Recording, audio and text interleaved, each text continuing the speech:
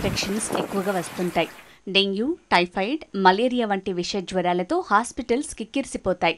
అయితే ఈ ఇన్ఫెక్షన్స్లో డెంగ్యూ చాలా ప్రమాదకారిణిగా ఉంది. కారణం ఏంటంటే దీనికి ముందుగానే జాగ్రత్త పడేలా ఎలాంటి వ్యాక్సిన్స్ లేకపోవటం ఓ కారణమైతే, రెండోది ఈ డెంగ్యూ వైరస్ సోకిన వెంటనే ప్లేట్లెట్స్ పడిపోవటం మొదటి కారణం.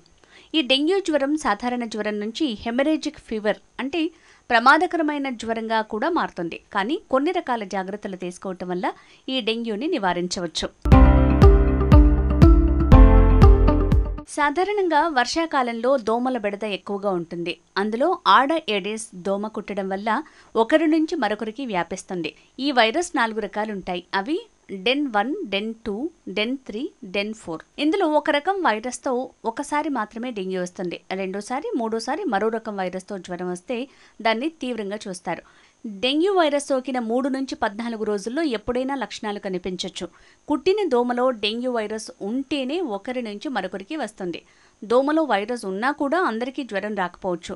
వైరస్ని ఎదుర్కొనే యాంటీబాడీస్ అప్పటికే శరీరంలో ఉంటే ఇన్ఫెక్షన్స్ని తట్టుకుంటాయి కాబట్టి డెంగ్యూ బయటపడకపోవచ్చు. డెంగ్యూ శరీరంలో ఉన్నప్పటికీ కేవలం 10% మందికి మాత్రమే లక్షణాలు కనిపిస్తాయి.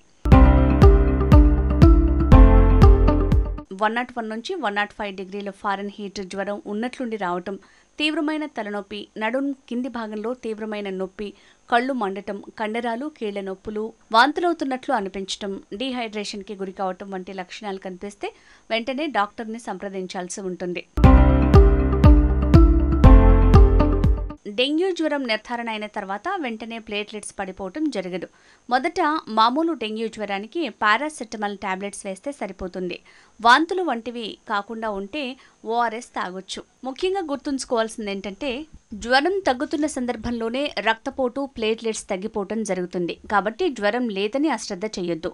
ప్లేట్లెట్స్ సంఖ్య 1,00,000 కన్నా తక్కువైనప్పుడు జాగ్రత్తగా ఉండాలి. 50,000 కన్నా తక్కువైతే హాస్పిటల్లో అడ్మిట్ కావాలి. 20,000 కన్నా తగ్గాయంటే మాత్రం ప్లేట్లెట్స్ ఎక్కించాల్సి ఉంటుంది. రక్తంలో ప్లేట్లెట్స్ పడిపోవటానికి ప్రధాన కారణం డెంగ్యూ ఫీవరే. దీంతో పాటు మలేరియా, ఇంకా ఏమైనా ఇన్ఫెక్షన్స్ సోకినా రక్తంలో ప్లేట్లెట్స్ పడిపోతుంటాయి. అలాంటప్పుడు కొన్ని రకాల పండ్లతో వెంటనే ప్లేట్లెట్స్ పెంచుకోవచ్చు. అవేంటంటే బొప్పాయి తినటం వల్ల పడిపోయిన ప్లేట్లెట్స్ పెరుగుతాయట. అయితే పండుతో పాటు బొప్పాయి ఆకు రసం తీసుకున్నా కూడా ప్లేట్లెట్స్ కౌంట్ గణనీయంగా పెరుగుతుందట. అదేవిధంగా దానిమ్మ తినటం వల్ల కూడా ప్లేట్లెట్స్ సంఖ్య తగ్గకుండా చూసుకోవాలి.